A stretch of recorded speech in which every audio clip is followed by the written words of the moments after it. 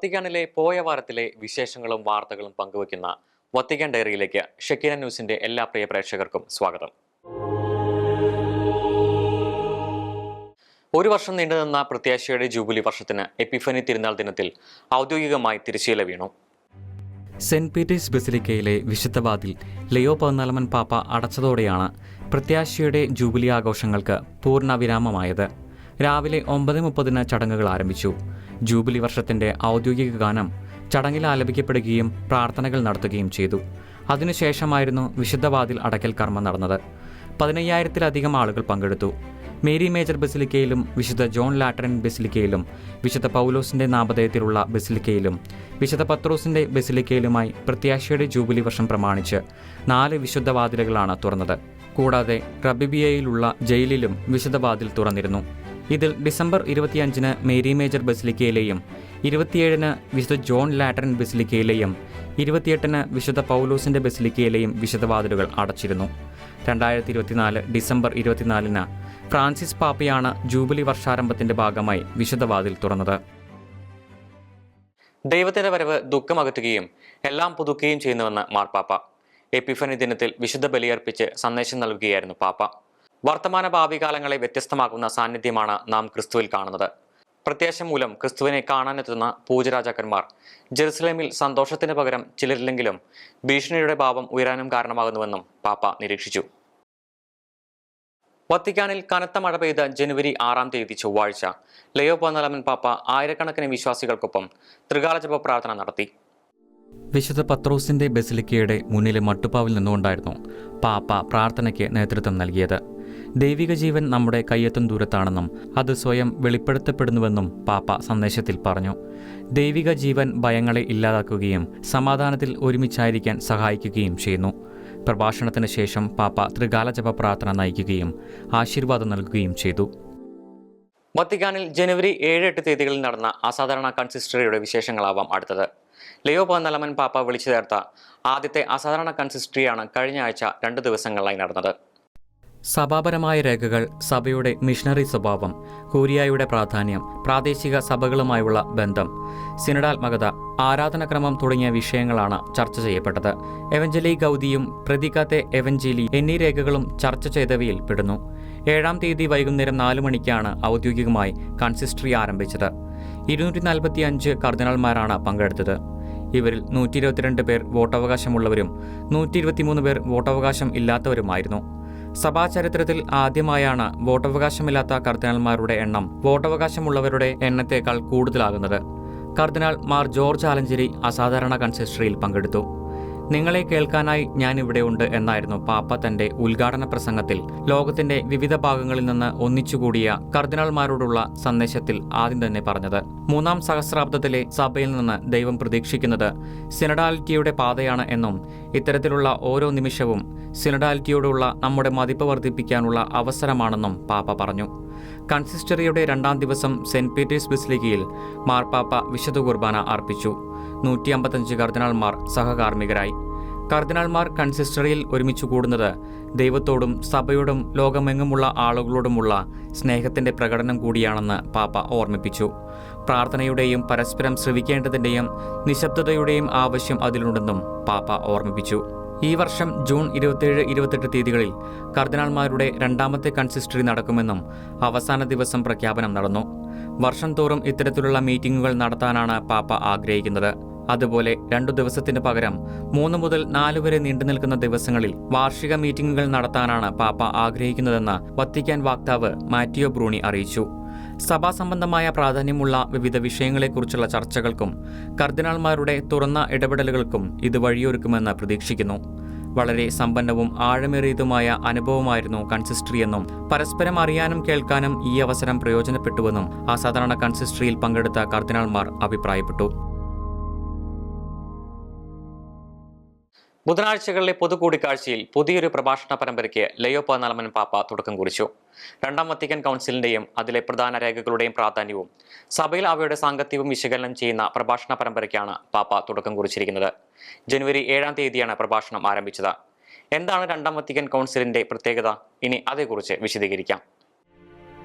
സഭയുടെ ചരിത്രത്തിലെ മാത്രമല്ല ലോക ചരിത്രത്തിലെ തന്നെ ഏറെ പ്രാധാന്യമുള്ള സംഭവമാണ് രണ്ടാം വത്തിക്കാൻ കൗൺസിൽ. ആധുനിക സഭയുടെ വസന്തം എന്നാണ് രണ്ടാം വത്തിക്കാൻ കൗൺസിൽ വിശേഷിപ്പിക്കപ്പെടുന്നത്. സമ്മേളിക്കുന്ന സ്ഥലത്തോട് ബന്ധപ്പെട്ടാണ് കൗൺസിലുകൾ അറിയപ്പെടുന്നത്. അതനുസരിച്ചാണ് 1962 ഒക്ടോബർ 11 മുതൽ 1965 ഡിസംബർ 8 വരെ വത്തിക്കാനിൽ നടന്ന കൗൺസിലിന് രണ്ടാം വത്തിക്കാൻ കൗൺസിൽ എന്ന പേര് വന്നത്. 12ാം പിയൂസ് മാർപ്പാപ്പയുടെ അപ്രതീക്ഷിത ദേഹവിയോഗത്തെ തുടർന്ന് വിശുദ്ധ പത്രോസിന്റെ പിൻഗാമിയായി എത്തിയ കർദിനാൾ റൊങ്കാളി എന്ന ജോൺ 23 പാപ്പയായിരുന്നു രണ്ടാം വത്തിക്കാൻ കൗൺസിൽ വിളിച്ചു ചേർത്തത്. തന്റെ സ്ഥാനാരോഹണത്തിന്റെ 90ാം ദിവസമാണ് എല്ലാവരെയും ഞെട്ടിച്ചുകൊണ്ട് അദ്ദേഹം രണ്ടാം വത്തിക്കാൻ കൗൺസിൽ ആരംഭിക്കാനുള്ള തീരുമാനം പ്രഖ്യാപിച്ചത്. 3 കാര്യങ്ങളാണ് അന്ന് 1959 ജനുവരി 25 അദ്ദേഹം ലോകത്തെ അറിയിച്ചത്. സാർവത്രിക സൂനകദോസ് വിളിച്ചുകൂട്ടും, റോമിനു വേണ്ടി ഒരു സിനഡ് വിളിച്ചുകൂട്ടും, നിലവിലെ കാനോൻ നിയമം പരിഷ്കരിക്കും. ഇവയായിരുന്നു ആ 3 കാര്യങ്ങൾ.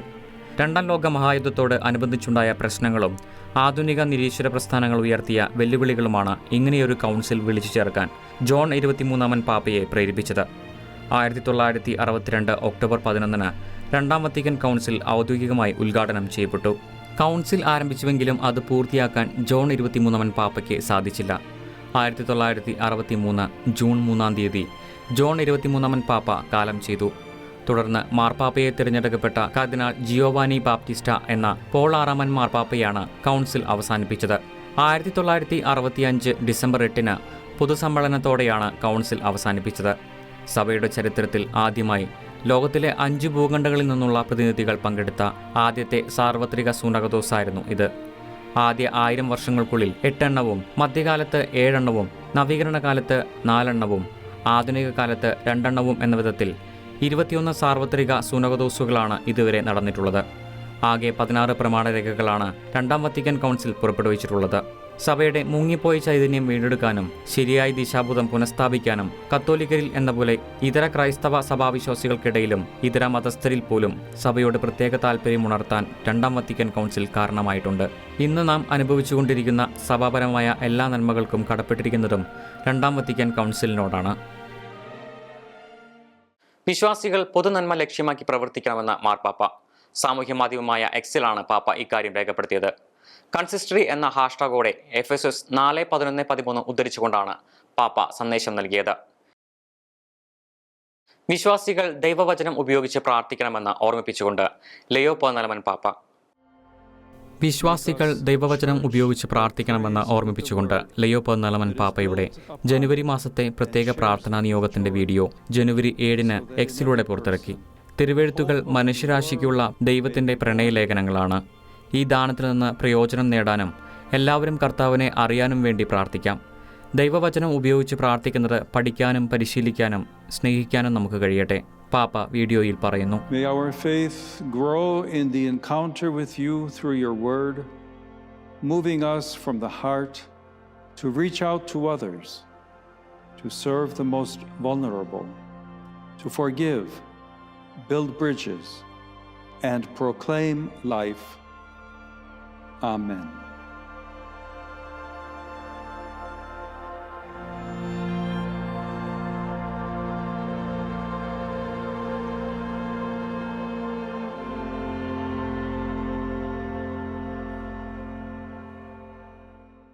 വത്തിക്കാന്റെ മതാന്തര സംവാദത്തിനായുള്ള ഡിക്കാസ്ട്രിയിലേക്ക് മലയാളി വൈദികൻ നിയമത്തിനായി. ചങ്ങനാശ്ശേരി അതിരൂപതാംഗമായ ഫാദർ ജോസഫ് ഈറ്റോളിനാണ് ഈ നിയോഗം ലഭിച്ചിരിക്കുന്നത്. കർദിനാൾ ജോർജ് കൂവക്കാടാണ് മതാന്തര സംവാദത്തിനായുള്ള ഡിക്കാസ്ട്രിയുടെ അധ്യക്ഷൻ. വിവിധ മതങ്ങൾക്കിടയിൽ ബന്ധവും സൗഹൃദവും വളർത്താനും പരിപോഷിപ്പിക്കാനുമായി 1964 മതാന്തര സംവാദത്തിനായുള്ള ഡിക്കാസ്ട്രി സ്ഥാപിതമായത്. നമ്മുടെ കർത്താവിന്റെ ജ്ഞാനസ്നാന തിരുനാൾ ദിനത്തിൽ ലിയോ 14 പാപ്പ വത്തിക്കാനിലെ ഉദ്യോഗസ്ഥരുടെ 20 കുഞ്ഞുങ്ങളുടെ മാമോദിസ നടത്തി. സിസ്റ്റീൻ ചാപ്പലിലായിരുന്നു മാമോദിസ ചടങ്ങ്. ജീവിക്കാൻ ഭക്ഷണവും വസ്ത്രവും ആവശ്യമാണെങ്കിൽ വിശ്വാസം അത്യാവശ്യത്തെക്കാൾ കൂടുതലാണെന്നും കാരണം ദൈവത്തിൽ ജീവൻ രക്ഷ കണ്ടെത്തുന്നുവെന്നും പാപ്പ സന്ദേശത്തിൽ പറഞ്ഞു. കുട്ടികളിൽ വിശ്വാസം വളർത്താനുള്ള ആദ്യ സാക്ഷികളും പ്രബോധകരും എന്ന നിലയിൽ മാതാപിതാക്കളുടെ റോൾ വളരെ പ്രധാനപ്പെട്ടതാണ്. സഭയെന്ന ഏക കുടുംബത്തിൽ നമ്മെ ഒന്നിപ്പിക്കുന്ന മാമോദീസ സ്നേഹത്തിന് ശക്തിയും സ്ഥിരതയും നൽകിക്കൊണ്ട് എല്ലായ്പ്പോഴും കുടുംബങ്ങളെ വിശുദ്ധീകരിക്കുന്നു, പാപ്പ പറഞ്ഞു. വത്തിക്കാൻ ഉദ്യോഗസ്ഥരുടെ മക്കളുടെ മാമോദിസ മാർപ്പാപ്പ നടത്തുന്ന പതിവ് ആരംഭിച്ചത് ജോൺ പോൾ രണ്ടാമൻ പാപ്പയുടെ കാലത്ത് 1981 പൗളിൻ ചാപ്പലിലായിരുന്നു ആദ്യ വർഷങ്ങളിൽ മാമോദിസ നടന്നത്. പിന്നീട് അത് സിസ്റ്റൈൻ ചാപ്പലിലേക്ക് മാറ്റുകയായിരുന്നു. ഇറാനിലും സിറിയയിലും വർദ്ധിച്ചുവരുന്ന അക്രമങ്ങളെ മാർപ്പാപ്പ അപലപിച്ചു. മിഡിൽ ഈസ്റ്റിൽ, പ്രത്യേകിച്ച് ഇറാനിലും സിറിയയിലും നടന്നുകൊണ്ടിരിക്കുന്ന സംഭവങ്ങളിലേക്ക് എൻ്റെ ചിന്തകൾ തിരിയുന്നു. അവിടെ നടക്കുന്ന തുടർച്ചയായ സംഘർഷങ്ങൾ നിരവധി പേരുടെ ജീവൻ അപഹരിക്കുന്നു. സമൂഹത്തിൻ്റെ മുഴുവൻ പൊതുനന്മയ്ക്കായി സംഭാഷണവും സമാധാനവും ക്ഷമയോടെ വളർത്തിയെടുക്കപ്പെടുമെന്ന് ഞാൻ പ്രതീക്ഷിക്കുന്നു. അതിനായി പ്രാർത്ഥിക്കുകയും ചെയ്യുന്നു, പാപ്പ പറഞ്ഞു. ടെഹ്റാനിൽ 2 ആഴ്ച മുമ്പ് ആരംഭിച്ച സർക്കാർ വിരുദ്ധ പ്രതിഷേധങ്ങളിൽ 70-ലധികം ആളുകൾ കൊല്ലപ്പെട്ട സാഹചര്യത്തിലായിരുന്നു പാപ്പയുടെ പ്രതികരണം. ലോകത്തിലെ 184 രാജ്യങ്ങളുമായി നയതന്ത്ര ബന്ധം പുലർത്തുന്ന രാജ്യമാണ് വത്തിക്കാനെന്ന് ജനുവരി 9 പുറത്തുവിട്ട അറിയിപ്പ് വ്യക്തമാക്കുന്നു. യൂറോപ്യൻ യൂണിയനും sovereign military order of Malta എന്ന സന്നദ്ധ സംഘടനയ്ക്കും പുറമെയാണ് ലോകത്തിലെ ഈ 184 രാജ്യങ്ങളുമായി വത്തിക്കാൻ നയതന്ത്ര ബന്ധം പുലർത്തുന്നത്. ഇതിൽ 93 നയതന്ത്ര മിഷനുകൾക്കാണ് റോമിൽ ഓഫീസുള്ളത്. യൂറോപ്യൻ യൂണിയനും ഓർഡർ ഓഫ് മാൾട്ടയ്ക്കും അറബ് രാഷ്ട്രങ്ങളുടെ ലീഗ്, അഭയാർത്ഥികൾക്ക് വേണ്ടിയുള്ള ഐക്യരാഷ്ട്ര സംഘടനയുടെ ഹൈക്കമ്മീഷണർ, കുടിയേറ്റത്തിനായുള്ള അന്താരാഷ്ട്ര സംഘടന എന്നിവയ്ക്കും റോമിൽ ഓഫീസുകളുണ്ട്. ലോകത്ത് ഏറ്റവും കൂടുതൽ മതപീഡനങ്ങൾ നടക്കുന്നത് ക്രൈസ്തവർക്കെതിരെയാണെന്ന് ലയോ 11 മാർപ്പാപ്പ. വത്തിക്കാനിലേക്കുള്ള നയതന്ത്ര പ്രതിനിധികളുടെ കൂടിക്കാഴ്ചയിൽ സംസാരിക്കുകയായിരുന്നു പാപ്പ. ലോകത്ത് 64% ആളുകളും മതസ്വാതന്ത്ര്യവുമായി ബന്ധപ്പെട്ട പ്രശ്നങ്ങളിലൂടെയും ബുദ്ധിമുട്ടുകളിലൂടെയുമാണ് കടന്നുപോകുന്നതെങ്കിൽ അത് ഏറ്റവും കൂടുതൽ ബാധിക്കുന്നത് ക്രൈസ്തവരെയാണെന്ന് പാപ്പ വ്യക്തമാക്കി. 38 കോടിയോളം ക്രൈസ്തവരാണ് മതവിശ്വാസത്തിന്റെ പേരിൽ പീഡനങ്ങൾക്ക് ഇരകളായിക്കൊണ്ടിരിക്കുന്നത്. ബംഗ്ലാദേശ്, നൈജീരിയ തുടങ്ങിയ രാജ്യങ്ങളെ പ്രത്യേകം പരാമർശിച്ച പാപ്പ യൂറോപ്പ്, അമേരിക്ക എന്നിവിടങ്ങളിൽ പോലും വചനപ്രഘോഷണം നടത്തുന്നതിന് പല നിബന്ധനകളും ഉയർന്നു വരുന്നുണ്ടെന്നും വ്യക്തമാക്കി. മനുഷ്യാവകാശങ്ങളിൽ പ്രധാനപ്പെട്ട ഒന്നായ മതസ്വാതന്ത്ര്യം പലയിടങ്ങളിലും ചോദ്യം ചെയ്യപ്പെടുന്ന ഈ സ്ഥിതിവിശേഷം സമകാലീന ലോകം നേരിടുന്ന വെല്ലുവിളിയാണെന്ന് പാപ്പ വ്യക്തമാക്കി. പ്രത്യാശയുടെ ജൂബിലി വർഷത്തിന്റെ പ്രവർത്തനങ്ങളുമായി ബന്ധപ്പെട്ട് സഹകരിച്ച എല്ലാവർക്കും മാർപ്പാപ്പ നന്ദി അർപ്പിച്ചു. ജനുവരി 10 ശനിയാഴ്ച അനുവദിച്ച കൂടിക്കാഴ്ചയിലാണ് പാപ്പ ജൂബിലി വർഷവുമായി ബന്ധപ്പെട്ട് പ്രവർത്തിച്ച എല്ലാവർക്കും നന്ദി അർപ്പിച്ചത്. ഇറ്റലി ഗവൺമെന്റ്, വിവിധ സുരക്ഷാ സേനകൾ, സുവിശേഷവൽക്കരണത്തിനായുള്ള ഡിക്കാസ്റ്ററി, മറ്റ് ഡിക്കാസ്റ്ററികൾ, പരിശുദ്ധ സിംഹാസനത്തിന്റെ പ്രസ്ഥാനങ്ങൾ, വത്തിക്കാനിലെ സുരക്ഷാ സേന, ജൂബിലിയിൽ കുമ്പസാരത്തിന് സഹായിച്ച വൈദികർ, വിവിധ രൂപതകളുടെ പ്രതിനിധികൾ, സന്നദ്ധ പ്രവർത്തകർ എന്നിവരെയെല്ലാം പാപ്പ പ്രത്യേകം അനുസ്മരിച്ചു. പ്രത്യാശയുടെ ജൂബിലി വർഷം പ്രമാണിച്ച് 185 രാജ്യങ്ങളിൽ നിന്നുള്ള തീർത്ഥാടകരാണ് എത്തിച്ചേർന്നത്. 7000 സന്നദ്ധ പ്രവർത്തകരും നിരവധി ആരോഗ്യ സേവന പ്രവർത്തകരും സുരക്ഷാ പ്രവർത്തകരും ഇതിന്റെ ഭാഗമായി പ്രവർത്തിച്ചു. വത്തിക്കാൻ ഡയറിയിലെ അവസാന ഭാഗം ലയോ 11 പാപ്പ വിശുദ്ധ ഫ്രാൻസിസ് അസീസിയുടെ 800ാം ചരമവാർഷികത്തോടനുബന്ധിച്ച് ഫ്രാൻസിസ്കൻ ഫാമിലി കോൺഫറൻസിന് എഴുതിയ കത്തിനെയും പ്രാർത്ഥനയും കുറിച്ചാവാം. 1226 ഒക്ടോബർ 3 മരണമടഞ്ഞ അസീസി പുണ്യവാന്റെ ഇന്നും നിലനിൽക്കുന്ന പ്രസക്തിയുടെ പ്രാധാന്യത്തെക്കുറിച്ച് കത്തിൽ സൂചിപ്പിക്കുന്ന പാപ്പ, സമാധാനം സകല സൃഷ്ടികളെയും വലയം ചെയ്യുന്ന ഒന്നാണ് എന്നായിരുന്നു അസീസി പുണ്യവാന്റെ കാഴ്ചപ്പാട് എന്ന് പറയുന്നു. സമാധാനത്തിന്റെ യഥാർത്ഥ ഉറവിടത്തിലേക്ക് വിരൽ ചൂണ്ടുന്നതാണ് വിശുദ്ധന്റെ ജീവിതമെന്നും പാപ്പ കത്തിൽ സൂചിപ്പിച്ചു. ഇതോടനുബന്ധിച്ച് ഇറ്റാലിയൻ ഭാഷയിൽ എഴുതിയ പ്രാർത്ഥനയുടെ മലയാള വിവർത്തനം ഇങ്ങനെയാണ്: 800 വർഷങ്ങൾക്ക് മുമ്പ് സമാധാനമുള്ള മനുഷ്യനായി സഹോദരി മരണത്തെ കാണാൻ പോയ നമ്മുടെ സഹോദരനായ വിശുദ്ധ ഫ്രാൻസിസെ, കർത്താവിനോട് ഞങ്ങൾക്ക് വേണ്ടി മാധ്യസ്ഥം യാചിക്കണമേ. സാന്റാമിയാനോയിലെ ക്രൂശിത രൂപത്തിൽ യഥാർത്ഥ സമാധാനം തിരിച്ചറിഞ്ഞ അങ്ങ് എല്ലാ മതിലുകളെയും തകർക്കുന്ന അനുരഞ്ജനത്തിന്റെയും ഉറവിടം അവനിൽ അന്വേഷിക്കുവാൻ ഞങ്ങളെ പഠിപ്പിക്കണമേ. നിരായുധരായി യുദ്ധത്തിന്റെയും തെറ്റിദ്ധാരണയുടെയും അതിരുകൾ മറികടന്ന ഫ്രാൻസിസെ, ലോകം അതിർത്തികൾ സ്ഥാപിക്കുന്നിടത്ത് പാലങ്ങൾ പണിയാൻ ഞങ്ങൾക്ക് ധൈര്യം നൽകണമേ. സംഘർഷവും വിഭജനവും കൊണ്ട് അടയാളപ്പെടുത്തപ്പെട്ട ഈ യുഗത്തിൽ സമാധാനത്തിന്റെ കരകൗശല വിദഗ്ധരാകാൻ ഞങ്ങൾക്ക് വേണ്ടി മധ്യസ്ഥം വഹിക്കണമേ. ആമേൻ.